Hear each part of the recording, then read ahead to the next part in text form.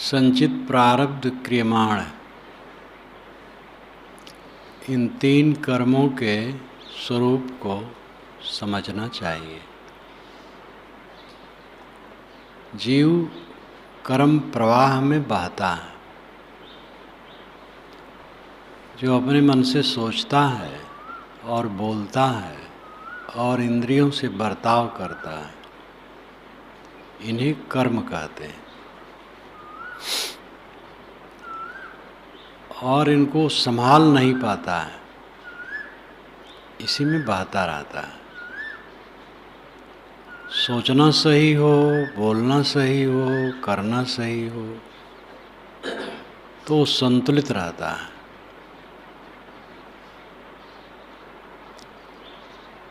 जो कुछ वर्तमान में मनुष्य शरीर में राग पूर्वक किया जाता है वो क्रियमाण कहलाता है। अन्य खानियों में नहीं। सिंह किसी जानवर को मार के खा लेता है। अन्य प्राणी भी हिंसक होते हैं, वे आहार के लिए ही ऐसा करते हैं। बिच्छू और सांप ये प्रायः किसी को खदेड़ करके काटते छेदते नहीं। कहीं कोई उन्मादी सांप हो तो हो, वो भी भय से ही खदेड़ता है। जो अपने लिए भयभीत हो जाता है तो क्रोध से खदेड़ता है। अगर ये अपने प्राण का भय इनको न हो कि हमें मार देंगे तो ये छेड़ते नहीं, क्योंकि इनके छेदने और काटने से इनको कुछ मिलता नहीं। लेकिन जिनका आहार मांस है और प्राणियों को मार के खाते हैं, ऐसे जानवर के लिए भी क्रियमाण कर्म नहीं कहा जा सकता है।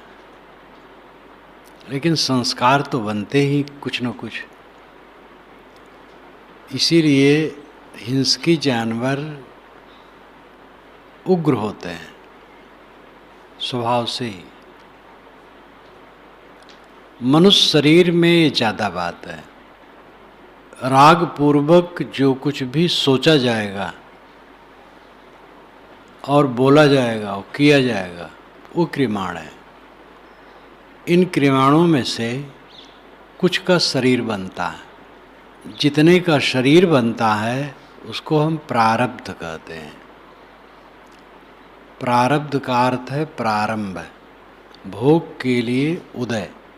जब जीव शरीर छोड़ता है, किसी योनि में जाता है, तो उसके कर्म संस्कारों का कुछ हिस्सा उदय हो करके देह का निर्माण होता है। प्रारब्ध पहले बना, पीछे बना शरीर।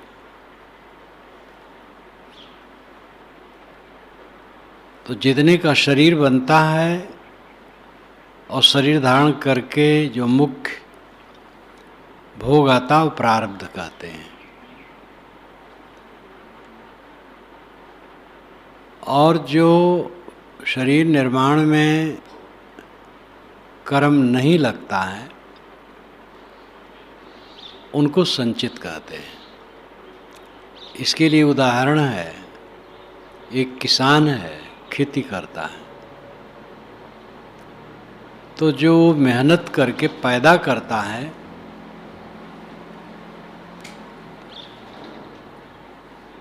उन क्रियमाण है। हल चलाना, बीज डालना, निराई करना, बियासी करना, फसल की रक्षा करना, खाद पानी डालना, ये सब क्रियमाण है। और मान लो कि उसने 200 मन धान पैदा किया, तो उसमें कुछ खाने के लिए अलग रखा, वो प्रारब्ध है। और बाकी जो खाने में आने वाला नहीं है वो कोठी में रख दिया, वो संचित है। तो जो वर्तमान में वो खेती का काम करता है वह क्रियमाण है। और पैदा करके अन्न जो कोठी में रख देता वो संचित है, और जो खाने के लिए रखता है वो प्रारब्ध है। क्रिमाण ही संचित और प्रारब्ध दो रूप में उपस्थित होता है। मूल है क्रिमाण। क्रिमाण का अर्थ है करने का प्रवाह, सोचने का प्रवाह, बोलने का प्रवाह, इंद्रियों से बर्ताव करने का प्रवाह, एक क्रिमाण है। यही खास है। स्वरूप ज्ञान होने पर एक ही काम करना है, क्रिमाण को संभालना। प्रारब्ध तो ये शरीर है, शरीर का किसी का लंबा है, किसी का छोटा है, सांवला है, गोरा है, दुबला है, मोटा है,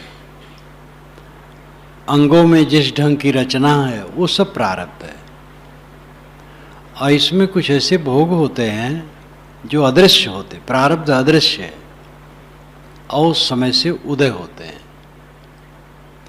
बिल्कुल निर्मल जीवन वालों को भी भयंकर रोग होता है।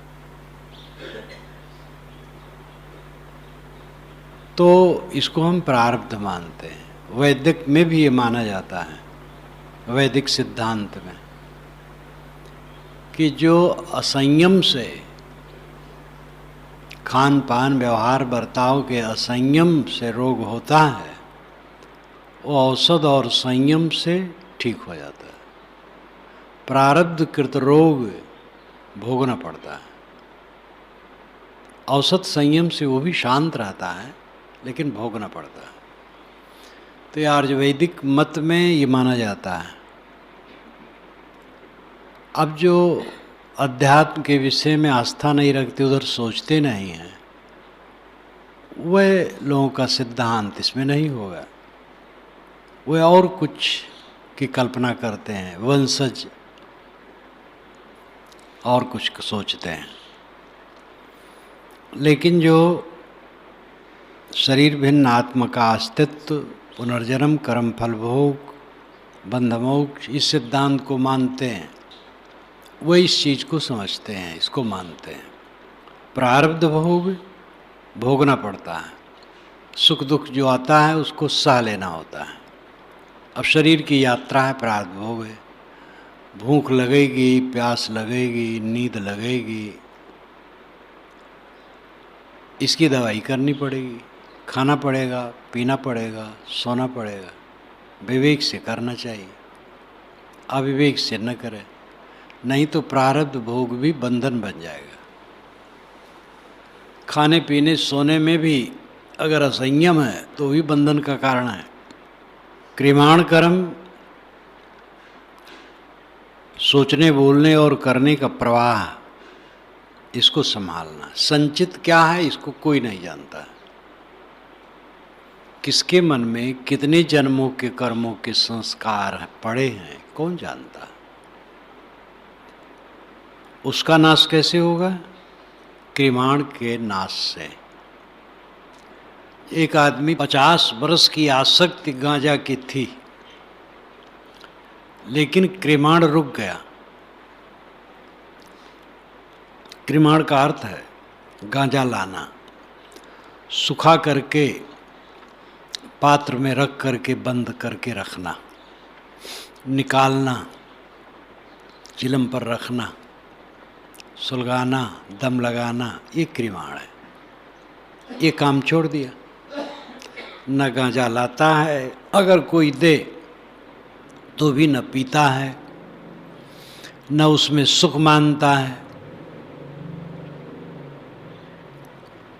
तो गांजा की आसक्ति धीरे धीरे वर्तमान में ही नष्ट हो जाती है।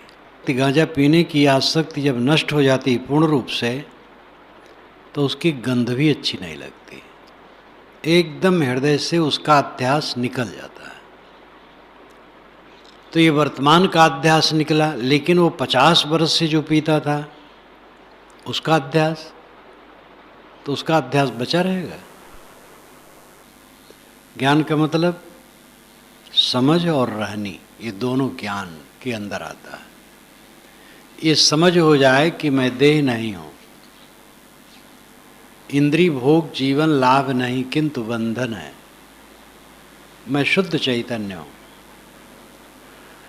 अपने को समेट करके आत्मलीन हो जाना, ये उसका व्यवहार है। एक सिद्धांत होता है, एक व्यवहार होता है, थ्योरी और प्रैक्टिकल। थ्योरी सिद्धांत है कि मैं देहातीत शुद्ध चेतन हूँ, असंग और निर्मल हूँ। उसका व्यवहार है सब आसक्ति छोड़ करके आत्मलीन हो जाना। और यह काम जब कर लिया तो इसको ज्ञानोदय कहते हैं। सब प्रकार के मोह का पूर्णतया क्षय ज्ञानोदय है। शास्त्रों को पढ़ लिया, सुन लिया, लिख लेता है, बोल लेता है, व्याख्या कर लेता है, यह ज्ञान बौद्धिक और मौखिक है और शास्त्रीय है। लेकिन मन का मोह मिट गया, ये व्यवहारिक ज्ञान है। पूर्ण ज्ञानोदय होने पर फिर जीव कर्मवश डोलता, कर्म रह ही नहीं जाता है, डोलता नहीं, भटकता नहीं। सब मोह मिट जाने पर चित्त भटकता नहीं, यही पूर्ण अवस्था है। इसकी कसौटी है चित्त का उद्वेग शून्य हो जाना। वर्तमान में अपना चित्त उद्वेग शून्य हो गया। कोई कुछ कह दिया, अपमान कर दिया, हानि कर दिया, तिरस्कार कर दिया, कोई मन में उद्वेग नहीं। ये खाऊं, ये भोगूं, ये पाऊं, कोई मन में उद्वेग नहीं। साथ जीवन चल रहा है। इस प्रकार उद्वेग शून्य मन हो गया जब, तो परम शांति हो जाती है। यही कृतार्थ अवस्था है। कर्म बंधन कटने का लक्षण कोई अदृश्य नहीं है। अब जो नहीं जानते हैं, उसमें बकवास करते हैं, उनको कोई समझा सकता है। टेप रिकॉर्डर कोई खोल के रख दे, उसमें हम काखा भी नहीं जानते हैं, तो उसके विषय में आलोचना करें तो केवल मूर्खता है हमारी। जो जानता है उसको पकड़ लेगा, ठीक कर देगा। तो अध्यात्म के विषय में जिसको समझ ही नहीं है, वो अंड बंड वक्ता है, तो उसकी बात का क्या महत्व है। जो इसको समझता है, उस साधना में रत है, वो इसके लिए प्रामाणिक है। कर्म बंधन कट गया कि नहीं, ये अदृश्य नहीं है। ये किसी से पूछ करके तब विश्वास नहीं करना है, ये तो अंतिम स्थित है। और अंतिम स्थित पर पहुंचने के लिए साधक बहुत कुछ जान समझ लेता है और आसक्तियों को जीत लेता है, और उसकी दशा बड़ी उच्च हो जाती है। तो वह दशा प्राप्त होने पर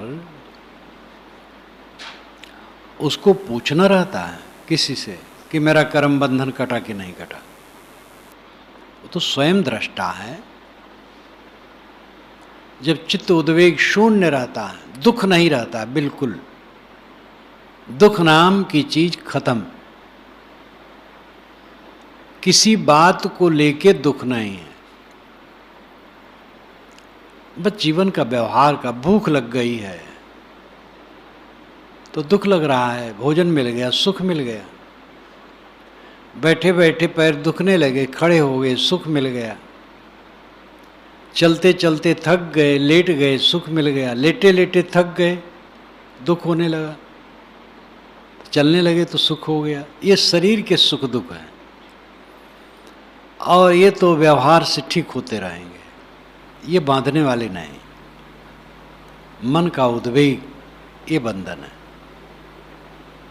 ये चीज़ मिले, ये चीज़ खाऊं, ये चीज़ पीऊं, ऐसा करूं, ऐसा पाऊं, उसको जवाब दूं, उसने ऐसा क्यों कहा, मेरा बड़ा प्रेमी है, उसको मैं जायज़ नाजायज़ संपन्न बनाऊं, और मेरा द्वेषी है, 4 आदमी के बीच में उसको फजीहत करूं, ये सब उद्वेग नहीं रह जाते।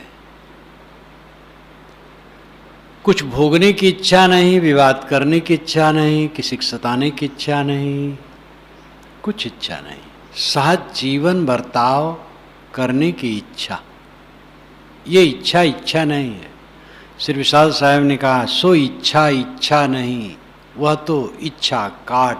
जीवन यात्रा की इच्छा वो इच्छा नहीं, वो इच्छा काट है। जैसे लकड़ी काटने के लिए कुल्हाड़ी में लकड़ी लगाना पड़ता है, और लकड़ी को गढ़ने के लिए एक लकड़ी नीचे रखना पड़ता है, तैसे इच्छा काटने के लिए कुछ इच्छा रखना पड़ता है। वो इच्छा काट है। ये जो व्यवहार की इच्छा है, शुद्ध जीवन निर्वाह की इच्छा है, ये अन्य इच्छाओं को काटने का साधन है। इच्छा काट शस्त्र है। अनादिकाल से मैं धसा हठ कीने नहीं छूट, विशाल देव कहते हैं, अनादिकाल से मैं वासनाओं में धसा हूं, तो हट करके कहीं छूट सकता है? अपना हाथ पत्थर से दब जाए तो जोर से कोई खींचेगा तो उखड़ जाएगा, कट जाएगा। धीरे से उसको किसी प्रकार निकालने की चेष्टा करना चाहिए। तो जो अनेक प्रकार की आसक्ति लगी है, हट करके नहीं छूट सकता। कोई अन्न खाना छोड़ दे तो बंधन छूट जाएगा, कपड़ा पहनना छोड़ दे, छाया में न बैठे, धूप में बैठे तो बंधन कट जाएगा। कानपुर के आगे मैं कार्यक्रम में एक बार गया, गर्मी महीना था, यही महीना रहा होगा, बैसाख जेठ। गांव के बाहर शामियाना लगा था बाग में, तो मैं प्रवचन कर रहा था। एक महात्मा जटाजूट, थोड़ा कपड़ा कमर में पहने थे, सुनना चाहते थे लेकिन छाया में नहीं बैठे, वहीं किनारे धूप जहाँ रहा वहीं बैठे। और उनका रहा होगा छाया में नहीं बैठूंगा। ये सबसे बंधन नहीं कटता, बल्कि अपनी सारी एनर्जी इसी के सहने में वो लगाते हैं। एक बेसमझी की बात है। सहज रूप से जीवन बिताना चाहिए, मध्य रूप में। संतुलित खाओ पियो, छाया में रहो, धूप की जरूरत हो तो धूप में रहो, ठंडी गर्मी जैसे हो, विवेक से रहो। खास बात है अहंकार ममकार का त्याग करो। जब चित्त खिंचाव रहित हो, किसी प्राणी, किसी पदार्थ, किसी परिस्थिति के लिए मन में आकर्षण न हो और कहीं मोह ममता न हो, कोई लालसा उमंग न हो भोगों के लिए, और कोई अनुकूल प्रतिकूल परिस्थिति आने पर उद्वेग न हो, हर्ष का उद्वेग, शोक का उद्वेग न हो, चित्त सुबस और शांत हो, ये कर्म बंधन से मुक्त अवस्था का लक्षण है।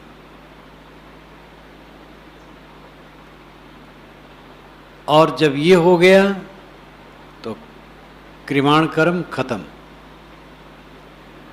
प्रारब्ध शरीर भोग करके खत्म हो जाएगा, खाना पीना सोना जागना चलता रहेगा, इसमें अनासक्ति पूर्वक बर्ताव करता रहे, एक दिन टूट जाएगा, खत्म हो जाएगा।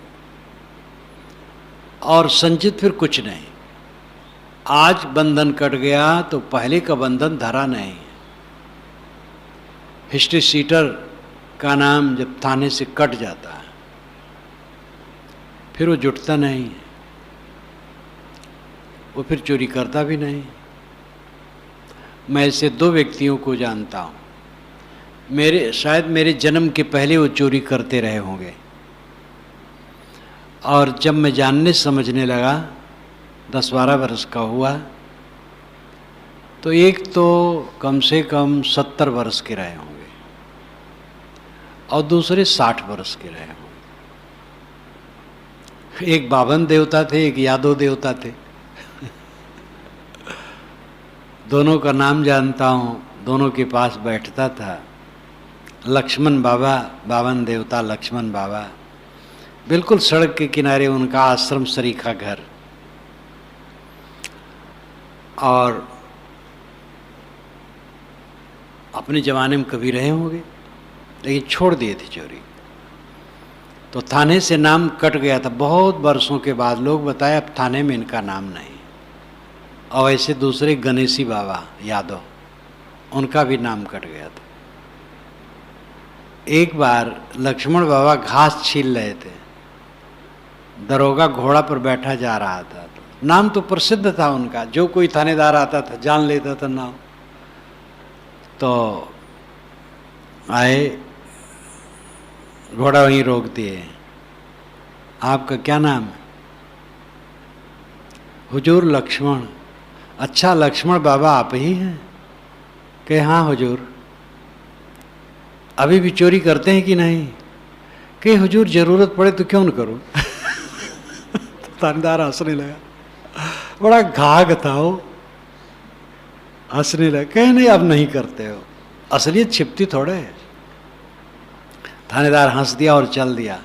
सुनता था नाम, देख लिया, इसी से वो खुश हो गया कि देख लिया लक्ष्मण बाबा को। छोटा मोटा कुछ करते रहते थे। आम का 5-7 पेड़ का बाग था, बहुत बड़ा बाग था, लेकिन वो हिस्सा एक किसी का था। तो ये हमारा है कह दिया और बैठ करके रखाने लगा। मैं अपने बाग को रखाऊं तो उसके पास बैठूं तो कहे बच्चा, अरे हमारा थोड़े है। कह दिया, अब किसी की हिम्मत है आने? अब तोड़ूंगा, अचार बनाऊंगा, खटाई बनाऊंगा। करा लिया। उस पीरियड में वही सब तोड़ा, कोई नहीं आया। फिर दूसरे साल नहीं किया। तो ऐसी हैकड़ी थोड़ी मोड़ी थी और चोरी नहीं करता था। फिर वैसी हैकड़ी भी आगे वो नहीं किए। ये सोचना ही नहीं चाहिए कि पहले मैंने क्या किया था, कौन गलतियां हो गई थी। सोचो भी मत, वर्तमान ठीक कर लो, सब मंगलमय है। तो क्रिमाण, सोचना, बोलना और करना, इसका प्रवाह क्रिमाण कहलाता है। और मोह पूर्वक, राग द्वेष पूर्वक की जो सोचा बोला किया जाता है, यही क्रिमाण है, यही बंधन है। इसी में प्रारब्ध संचित दोनों बनते हैं। जिसने क्रिमाण खत्म कर दिया उसका संचित खत्म है, प्रारब्ध भोग के खत्म है। तौलों तारा जगमगे, जौलो उगे न सूर, तौलों जीव कर्म बस डोले, जौलो ज्ञान न पूर। पूरा ज्ञान का अर्थ है अनासक्त चित्त, उद्वेग शून्य चित्त। इसका अभ्यास करो।